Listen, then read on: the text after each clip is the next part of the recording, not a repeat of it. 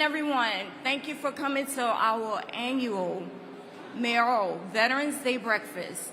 I have the pleasure of introducing our Commissioner, Commissioner James Hendon. Can you please, everyone, give him a hand?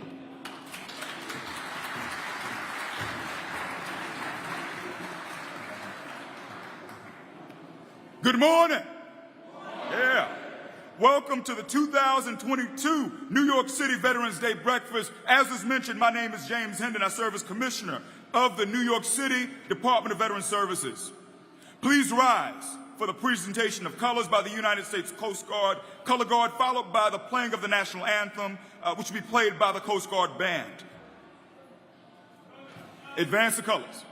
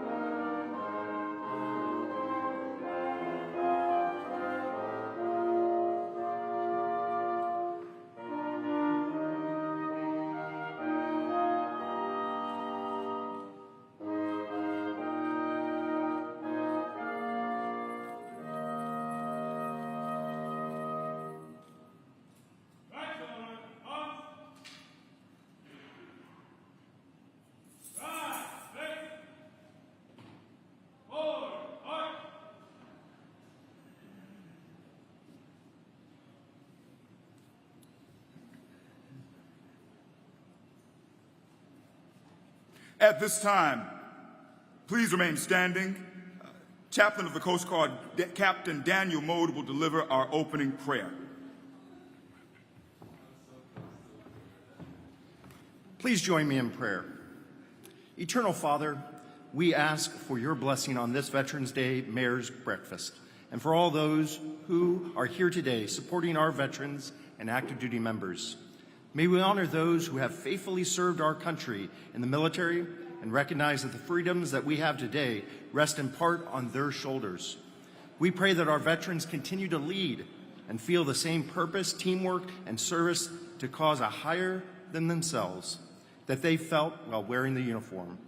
As our country turns to honor its veterans today, may we remember the sacrifices borne not only by the service members, but also by their families, communities, and houses of worship, schools, and the many organizations that support our military. We also recognize that the military and the civic partnerships that are doing such tough work of supporting our veterans, whose transition to civilian life at times has been challenging, including those who suffer from PTSD and physical disabilities. May we all give thanks and never forget those who have paid the ultimate sacrifice in service to their country. May their sacrifices be a reminder to future generations of hard-won freedoms that our country cherishes and which our military continues to defend. May our nation's soldiers, sailors, airmen, Marines, Coast Guardsmen, and Guardians, who now hold that special title of veteran, feel the same gratitude of all Americans on this Veterans Day and every day. We ask this in your holy and abiding name. Amen. Amen. You may be seated.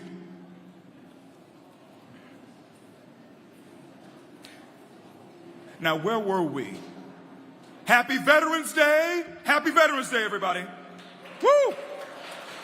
Yep. We'd like to give honors and salutation to our distinguished guests, starting with our Gold Star families. That is, those here who have lost a loved one, specifically a family member in combat service. Please, let's give these family members a round of applause for our Gold Stars.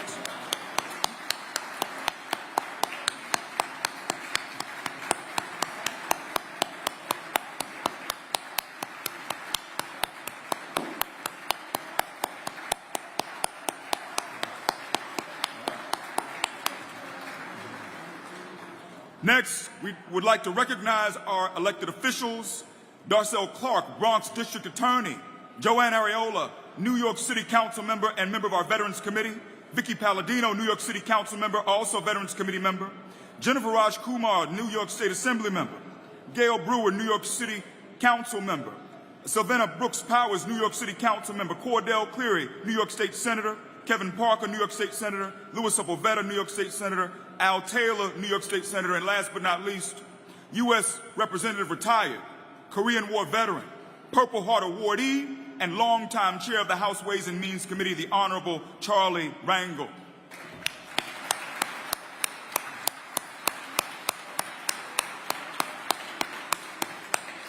Next, to key military leaders who are here. From the Coast Guard, our featured service branch, I want to recognize in her absence Admiral Linda Fagan, Commandant of the United States Coast Guard. Her deputy, who is here and will provide remarks, Admiral Stephen Pullen, Vice Commandant of the Coast Guard. Master Chief Petty Officer of the Coast Guard, Heath Jones. Rear Admiral John Mulger, Commander of the 1st Coast Guard District. Rear Admiral William Kelly, Superintendent, U.S. Coast Guard Academy. Command Master Chief Maria D'Angelo, Senior Enlisted Leader, U.S. Coast Guard Academy. Captain Zeta Merchant, Commander, Coast Guard Sector New York. And Command Master Chief Rob Reimer, Senior Enlisted Leader, Coast Guard Sector New York. Let's give a round for our Coast Guard leaders who are here. And acknowledging our friends from the Army, Colonel Brian Jacobs, Garrison Commander, Fort Hamilton; Command Sergeant Major Eva Commons, Garrison Command Sergeant Major, Fort Hamilton. Let's clap for them as well. I'd like to also acknowledge leaders of both local and visiting military commands, anyone we did not mention. Next, I'd like to recognize our New York City Veterans Advisory Board and all of its members who are here, acknowledging the board's leadership: Wendy McClinton, Board Chairman, President and CEO, Black Veterans for Social Justice; Mercedes Elias, Board Secretary, Co-CEO, AmeriVet Securities. I want to call out some of our veteran supporters who are with us as well. Forgive me if I don't name everyone.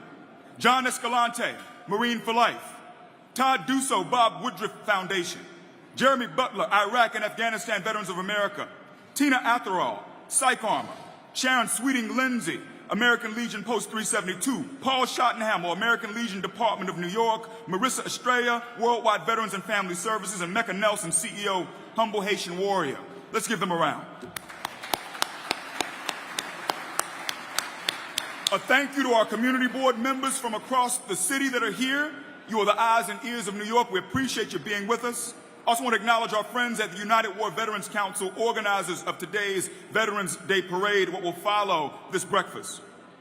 The New York City Veterans Day Parade is the largest parade in the nation. I want to call out Mark Otto, Executive Director, and Nick Angione, Chairman of the Board, and our parade's Grand Marshal, retired Master Chief Petty Officer of the Coast Guard, a true inspiration to us all, Vincent W. Patton III.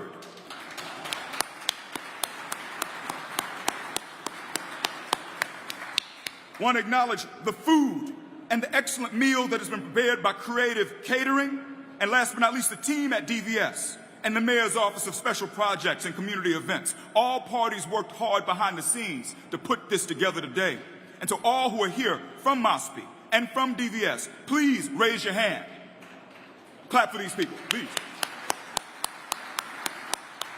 From DVS, I want to give a special shout out to Andre Chirigo, our outreach lead and executive producer for today's engagement, and Cassandra Alvarez, DVS's chief of staff, my other everything. This place looks beautiful. Oh wait, let's clap for Andre and Cass, come on. Now this place looks beautiful, doesn't it? We want to thank Iron 23, our hosts for today, acknowledging Dan Koba, Iron 23's owner. The place looks good, but more importantly, you look good. So no matter where we are, we always do the roll call. We're going to start with the Coast Guard, our featured branch, then we're going from young to old. So to my friends in the Coast Guard, formerly known as the Revenue Cutter Service, birthday August 4th, 1790. Make some noise. Come on, Coast Guard. I hear you. I see you. I see you. All right. To the young bucks here, the babies of the babies, birthday December 20th, 2019. My children are older than these folks. Space Force. Anyone from the Space Force here? One of these years they're gonna catch up. We're gonna get some veterans from Space Force is coming, all right? I just want to say it. We're gonna acknowledge it. Guardians, right? Next youngest young bucks, last year's featured branch, the Air Force. September 18th, 1947 birthday. Anybody from the Air Force here? We got any Air Force folks? All right, all right. With a birthday of March 24th, 1794, the Navy. Where are our sailors at? Navy, where you at? Come on. Down the chain, going to my branch, June 3rd, 1784, Army. Where's the Army? Okay, all right, all right, all right. They're trying to show you Coast Guard folks up. They're trying. And then the old G's in the room who just celebrated a birthday last night of 247 years yesterday. Marines, where are our devil dogs? Where you at? Come on, Marine Corps. Okay, I see you. I see you. I see you. We're not done screaming, y'all. I want to do some other things here, too. Just break it down by component. Where my guardsmen at? Anyone who's in the Guard right now, serving in the Guard, just make some noise. I want to make sure we see you. Guard. All right? And then for me, I'm a reservist. Any of my fellow reservists here. If you're currently a reservist, put your hand up, holler. Yeah. Active duty. Where are our active duty service members at? Come on, active duty. Come on, you know it. And then for all of you who don't wear the uniform anymore, the breakfast is really named after you, our veterans. Where are our veterans at? Veterans. Yeah. Okay, I see you. If you didn't yell yet, you can yell at some point. If you're a family member of someone who served, any of our family members of service members, please holler out. Shout something to your family member who served. Okay.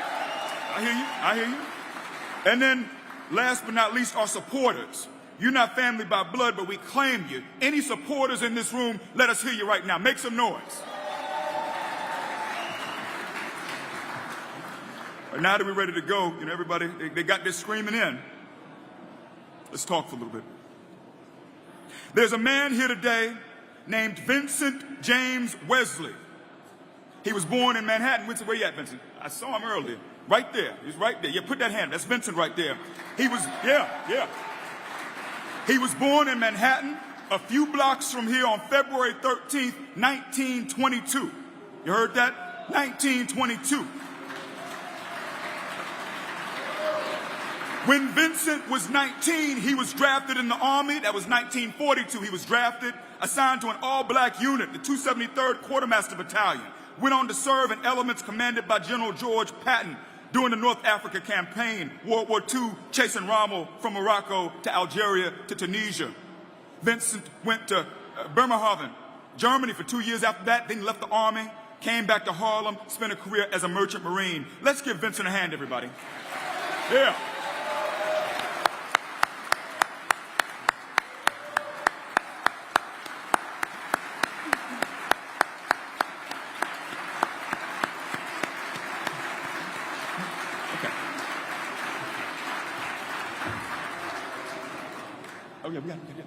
There's a woman here today named Wendy Sharice McClinton. Wendy served 10 years in the Army, Desert Storm era, enlisted about 5 years after high school in 1985. After serving a decorated military career, got out in 94. Wendy found herself in her hometown, New York City, couch surfing, going from place to place from 2 years. I'm talking about couches, cars, airports, all of it. Did this while bringing her 3 children under the age of 5, her boys, with her. She was homeless. At a time when she and her boys were at the Bronx EAU, Emergency Assistance Unit, someone handed Wendy a flyer. It said, "Do you need help? Do you need services? Are you a veteran? Are you homeless?" She said yes to all these things. Flyer led her to the headquarters of Black Veterans of Social Justice, 686 Fulton Street in Brooklyn back then. Founder of the organization, Joe Mashariki, was there, but he was busy and the phone was ringing, and Wendy picked the phone up. She said, "Black Veterans of Social Justice, Wendy speaking, how may I help you?" Job sees her. He says, "You got a job here as a receptionist. Welcome to BVSJ." They gave her all the services she needed and everything, including a place to live. That was 35 years ago. Wendy hasn't looked back ever since. She now serves in the role that Mr. Job once had, President and CEO of Black Veterans of Social Justice. Let's give Wendy a round of applause, y'all. See you. I see you. And now we got to talk about Carrie Ann Dixon. Carrie Ann, where you at? All right. When Carrie Ann was in high school, sophomore year, she was given an assignment to write about the Navy. I know we got some sailors here, and y'all expecting to hear the story go a certain direction, but I'm telling you, not going to go this way. Carrie Ann started doing her homework, thought she was going to join the Navy, but she quickly fell in love with the Coast Guard. She wound up doing 14 years in the Coast Guard, still serves in the Coast Guard as a government civilian, and two things that got to say when we talk about her. One is that Carrie does the Clark Kent Superman thing in that she's with the Coast Guard as a government civilian by day, by night she's an EMT out in Staten Island, in Richmond County at the Richmond University Medical Center. Other thing I was going to tell you, Carrie was almost going to leave all of this. Husband left her with 2 children in 1999, and she was thinking about leaving the Coast Guard while she was stationed in Kodiak, Alaska. A senior chief whom Carrie Ann trusted convinced her to stay in the service. That was a female yeoman, wasn't even in her chain of command. Because of that conversation, Carrie Ann Dixon, or Petty Officer First Class, U.S. Coast Guard retired Carrie Ann Dixon, continued and continues to have a decorated career. Let's clap for her, please.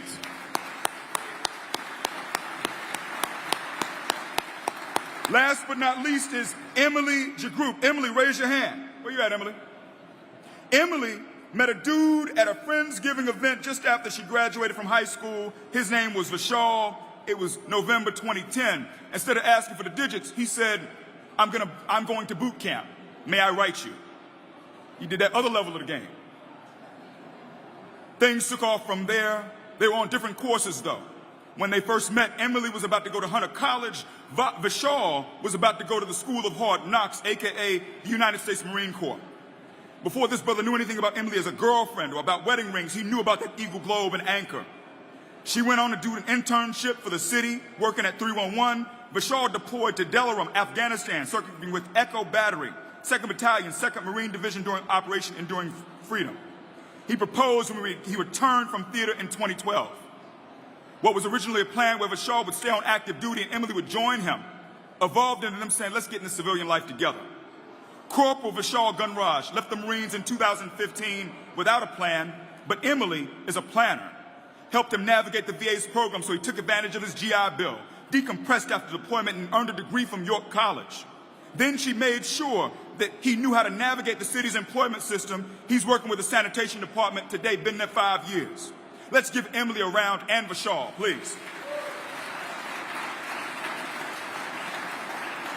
I can't stand here and honor people in the room without calling out veteran community members who are with us in spirit, those who have died and passed on. And so I want to take a moment to ask everyone at the count of 3 to say the name of a veteran or veteran family member who's no longer here. Doesn't matter how they passed or how they're tied to you. We just want to say their names right now so they can be with us. So on 3, y'all. 1, 2, 3. James William Hendon. We welcome those people here this morning, too. I said my grandfather's name is James William Hendon. He was an officer in the Army. I mention all these people and tell all these stories for 2 reasons. 1, I have so much respect for what it took for each of you to be where you are right now, what you went through, and your identity as a veteran, as a family member, before you put the uniform on, during your service, and everything afterwards. 2, all of these people we talked about, all of these spirits invoked, if you saw them walking down the street right now, plain clothes, no uniform on, you wouldn't be able to tell that they are veterans. This bond, what defines us, it is deeper than anything that can be seen. It is deeper than race, color, national origin, sex, religion, family status, disability. Our souls are what bring us together as veterans. Country's 246 years, 4 months or 77 days old, and it's always been that way. It's transcendent. Just like Vincent, Wendy, Carrie Ann, and Emily and Vishal, we all came on board to help everybody. Every veteran community member in this room promotes and espouses life, liberty, and the pursuit of happiness, and for this reason, we thank you as we observe this Veterans Day. Please give yourselves a round of applause. Other thing I want to say before we move on, I wish I could tell you we were done, that you could let your hair down and relax, but I can't. You see, service doesn't end when you take the uniform off. We still need you in your own way, shape, or form to help. There are 1,000 things I could ask right now, but the one thing I ask, the one thing, is to help us mentor the new soldiers, sailors, guardians, airmen, Marines, and Coast Guardsmen who are coming home. We estimate that more than 3,000 service members leave the military and come here to New York City each year. There are not 3,000 people in our agency. And so we need you to help us as we put hands on these veterans and their loved ones as they ponder what is next. We're still building the plane while flying it. All this is happening in real time. But if you have the time to deliver your wisdom, then we ask you to please help. I don't even need to illuminate why this is important. We need each other, and we need to grip hands with that next generation. And so to you, if you want to help, please grab your cell phone right now and visit nyc.gov/vetmentor. Fill out an interest form. It's nyc.gov/vetmentor. Fill out an interest form. Take less than 60 seconds. We didn't just come together to celebrate each other, enjoy the food. We came here to work. We came here to save lives. And so to conclude, say the things I always say, 3 things. 1, take advantage of all the benefits and opportunities surrounding you. You have earned it. The Department of Veteran Services, we can be reached to help you at 212-416-5250. It's 212-416-5250. Connect at veterans.nyc.gov.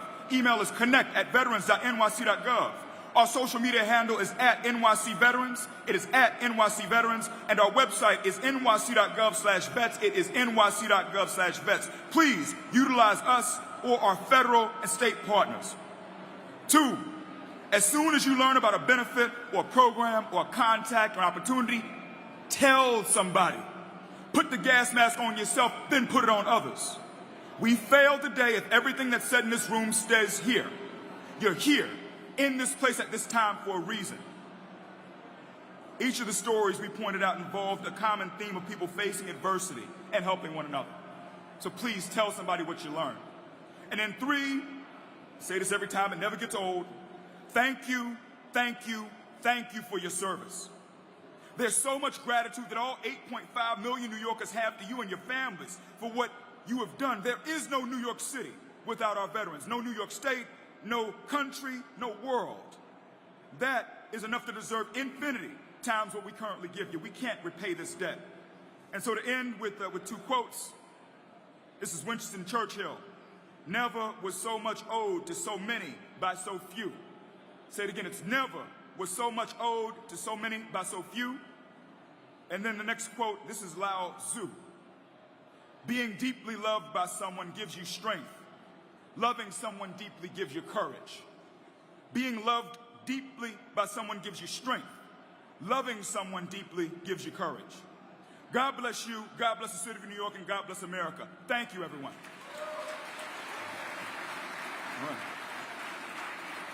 At this time, I'm humbled and honored to introduce our military speaker from our featured branch, Admiral Stephen D. Poland, 33rd Vice Commandant of the United States Coast Guard. Ladies and gentlemen, Admiral Poland.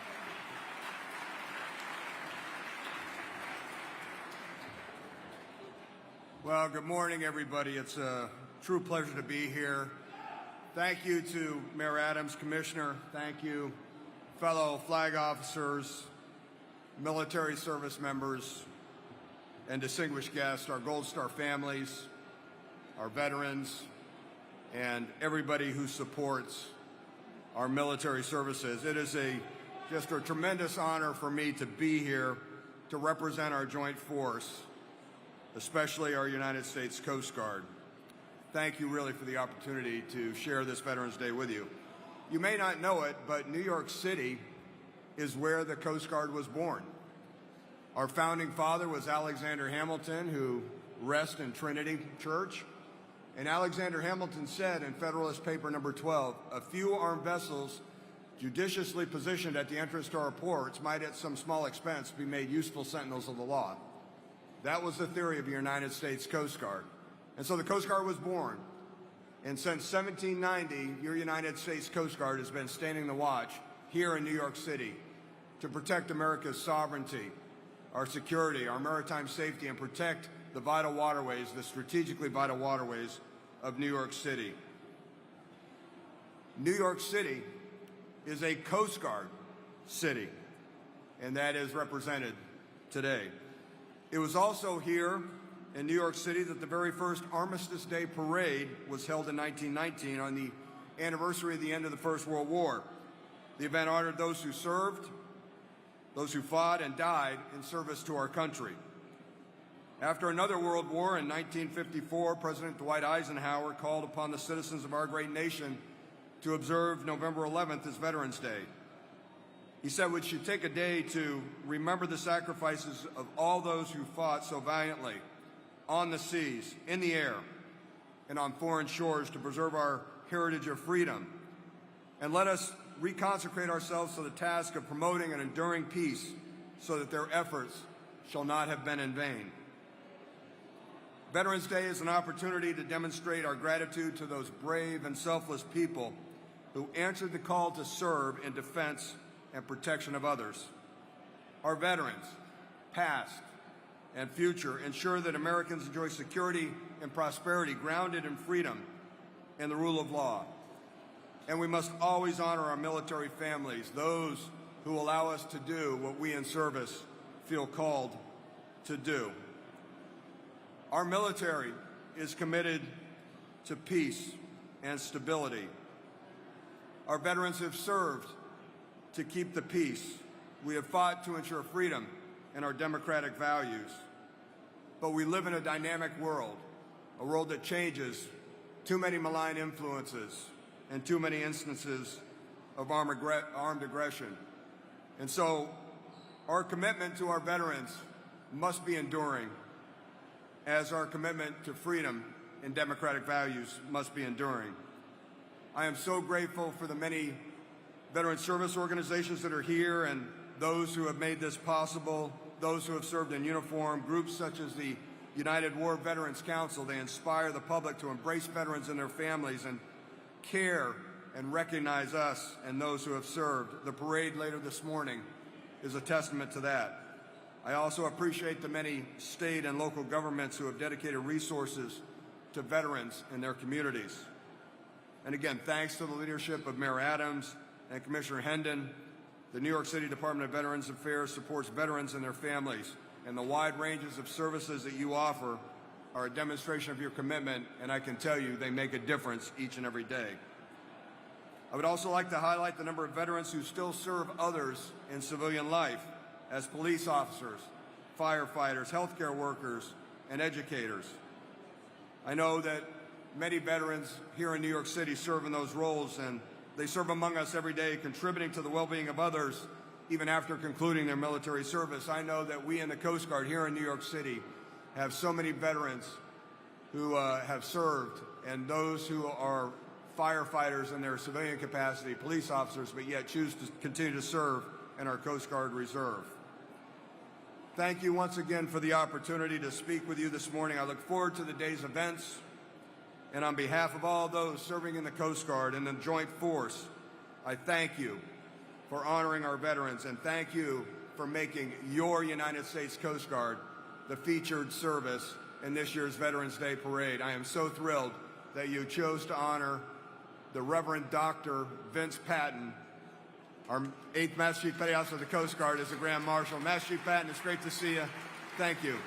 And thank you all. God bless you, and Semper Paratus.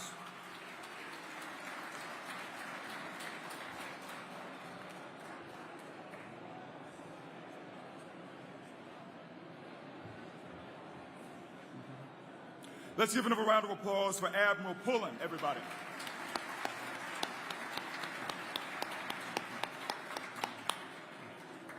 I want to also acknowledge a few other people who are here. Chief of Staff to the Mayor and Marine Corps veteran Frank Carone, everyone. Yep. Also Commissioner for New York City Emergency Management, also a Marine, Zach Isco. Also want to recognize, we just had a new entry as far as Assembly Member Michael Novikov. Yeah. As we await the next set of remarks, just want to make these public service announcements again as far as how to get in touch with us and our federal and our state partners. Once again, the New York City Department of Veteran Services can be reached at 212-416-5250. I say again, it's 212-416-5250. Our email address is connect@veterans.nyc.gov. It is connect@veterans.nyc.gov. The website is nyc.gov/vets. Once again, it is nyc.gov/vets. And our social media handle is @NYCVeterans. Social media handle for the New York City Department of Veteran Services is @NYCVeterans. For our friends at the state level, the New York State Division of Veteran Services can be reached at 888-VETS-NYS or 888-838-7697. Once again, it's 888-838-7697. Email address for the New York State Division of Veteran Services is dvsinfo@veterans.ny.gov. It's dvsinfo@veterans.ny.gov. The website for the New York State Division of Veteran Services is veterans.ny.gov. Once again, it is veterans.ny.gov. And then for our federal friends, the phone number is 800-698-2411 or 800-698-2411, 800-MY-VA-411. The website for the U.S. Department of Veterans Affairs is va.gov. Once again, it's va.gov. And please tell folks about the things you learned today. Tell them about what you learned. For us, as the New York City Department of Veteran Services, we're 6 years old, the youngest agency in the city, and the smallest. And our charter mandated areas are healthcare, housing, benefits, culture, education, and employment. So once again, our areas are healthcare, housing, benefits, culture, education, and employment. If you have any needs for us, feel free to reach out. We do 3 major things at our agency. We connect veterans, community members to opportunities as far as making referrals. We also are the first responders when someone reaches out to the city of New York and says that they are a veteran. And then the next thing that we do is we roll up our sleeves and do direct services in areas that involve burials for our veterans who pass away and need an honorable funeral as far as those earned funeral benefits. Also helping veterans process their service-connected disability claims. So for our veterans who have service-connected disabilities or things done to your mind and body where you need compensation from the VA, we help with that. We also help with our housing insecure veterans. So veterans who are dealing with housing issues between couch surfing, between living in the shelter system, or being at risk of being housing insecure. And we provide mental health and care coordination in general. As far as if a veteran reaches out and they express certain needs, we say, okay, how can we find a way to connect the dots in these places? We like to work hand in hand with many of our partners using our connection profile. It is nyc.gov/vetconnect, nyc.gov/vetconnect.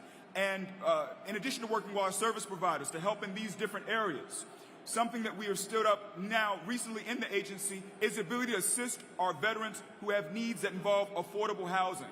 So any veterans who have issues that involve affordable housing, ranging from dealing with rent insecurity, or as far as being behind on rent, behind on utilities, all the way to I'm looking at navigating the city's affordable housing platforms, all the way up to I'm interested in using the VA home loan to buy a home, to purchase something. So these are different ways that we're able to serve our veterans as well. And then on the effort I mentioned, where we ask you to go to nyc.gov/vetmentor, visit nyc.gov/vetmentor.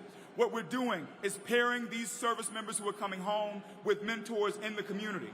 This was a part of a more than 2-year back and forth with the Department of Defense, where now we receive the data, the DD-214s, the electronic separation info for all new service members who are coming to the city of New York.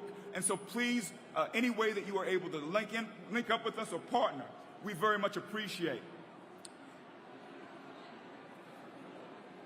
when we look at the issues that we're working with within our veteran community, the key thing for us is self-identification. It's why it's so important for us to mentor those veterans who are coming home.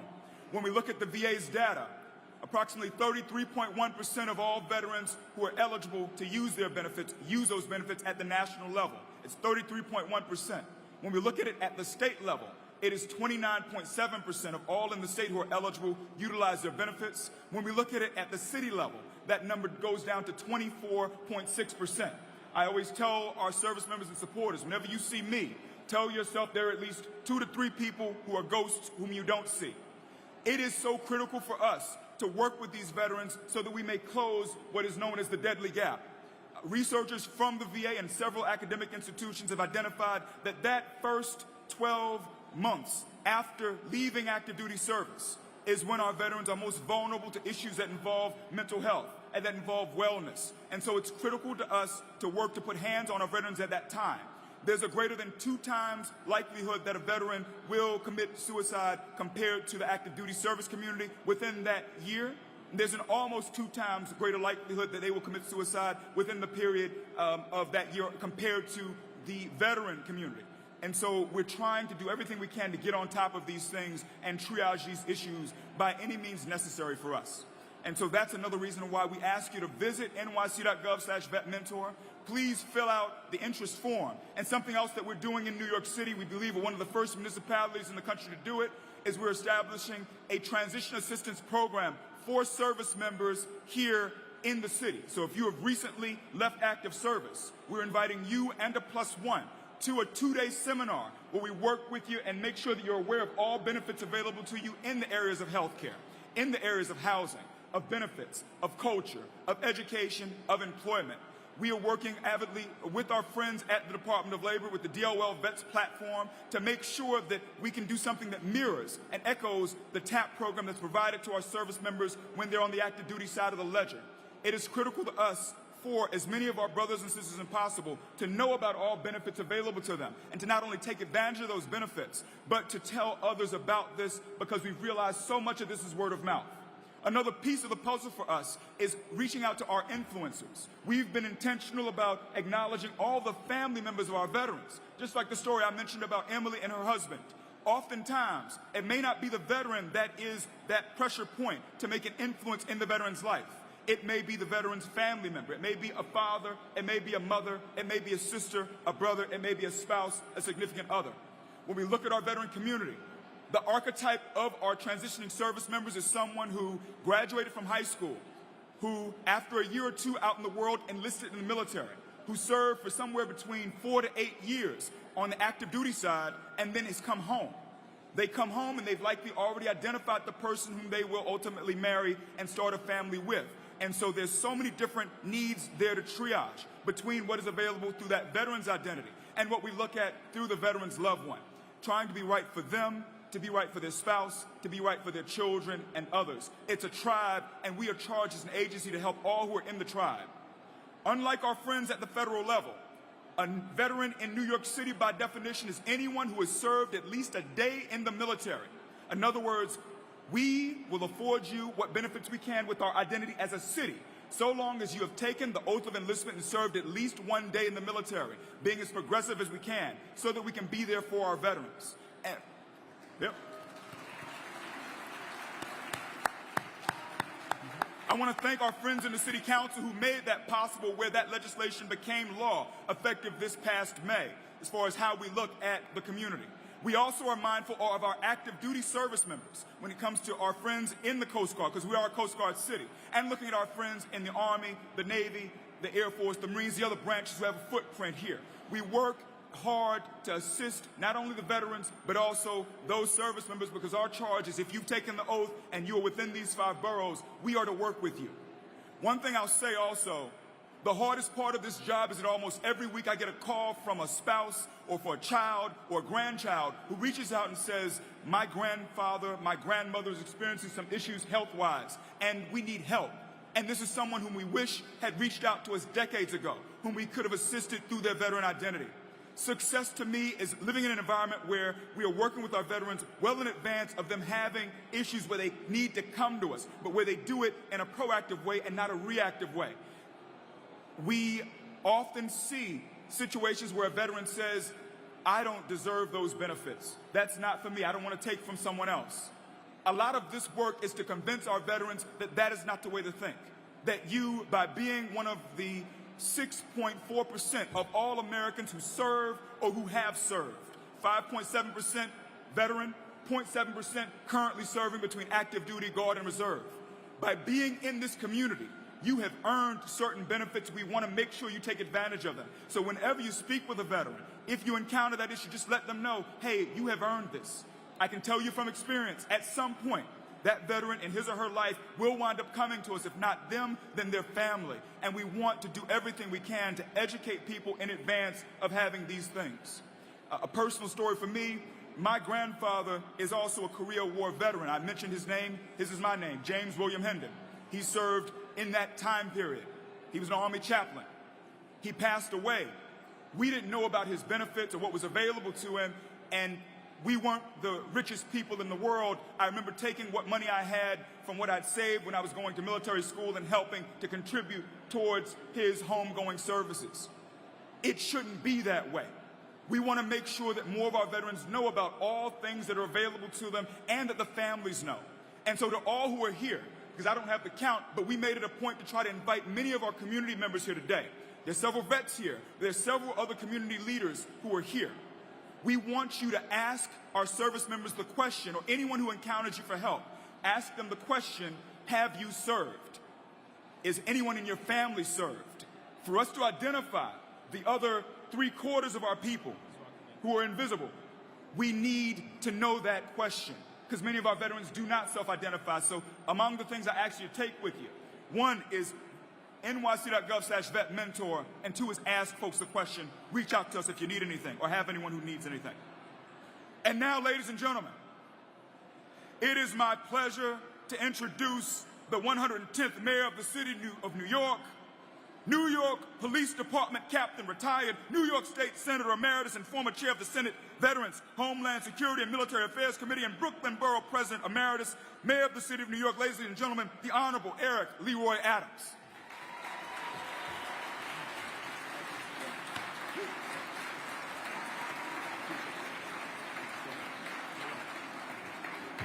Thank you. Thank you. Good morning. This is probably one of the most significant days in our city, if not our country, where we turn a conversation into an actual declaration.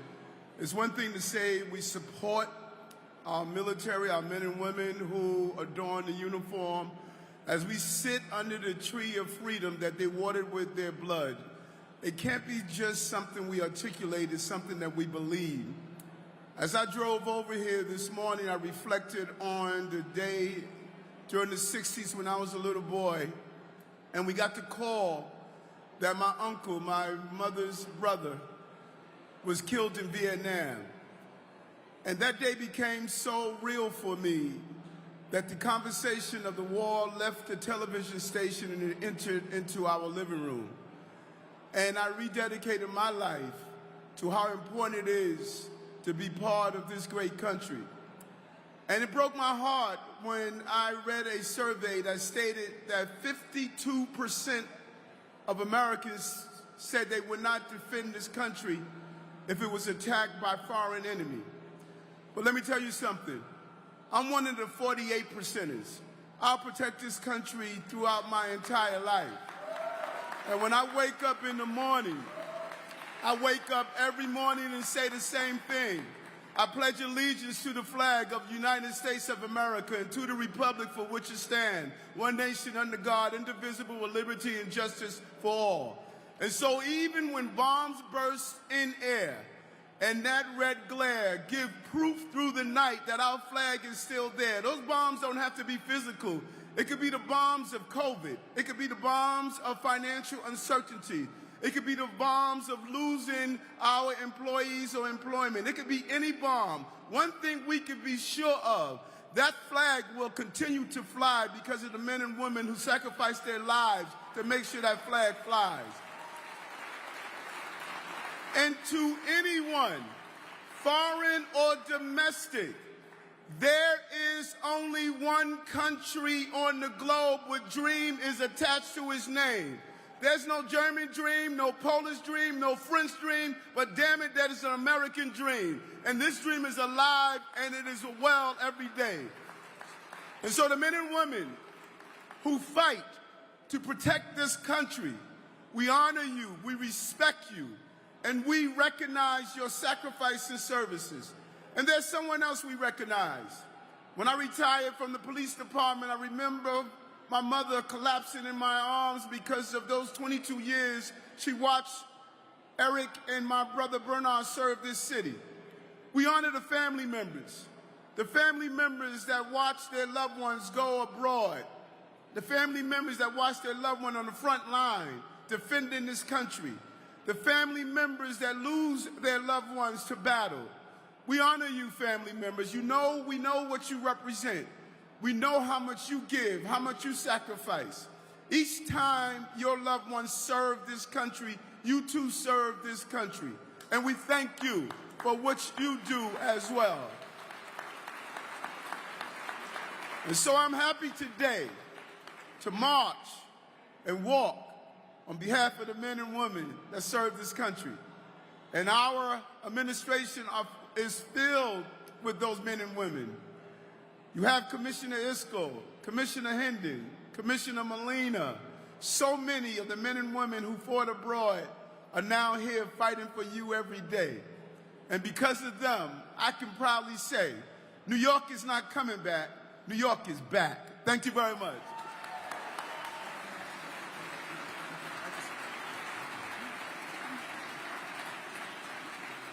Let's have another round for Mayor Adams, everybody.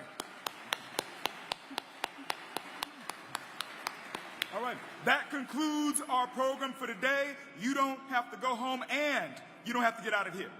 We have the place until 10 a.m. Please continue to enjoy yourself, mix, mingle, do your thing. That, and I look forward to seeing you on the parade route. For those who don't know, the start time for the Veterans Day Parade is sometime between noon and 12:30 as it kicks off. Marchers and other participants will proceed north on 5th Avenue to just north of 40th Street. Things will end somewhere between 40th and 45th. Please join with us as we celebrate this year's New York City Veterans Day Parade, and happy, happy, happy Veterans Day. Thank you.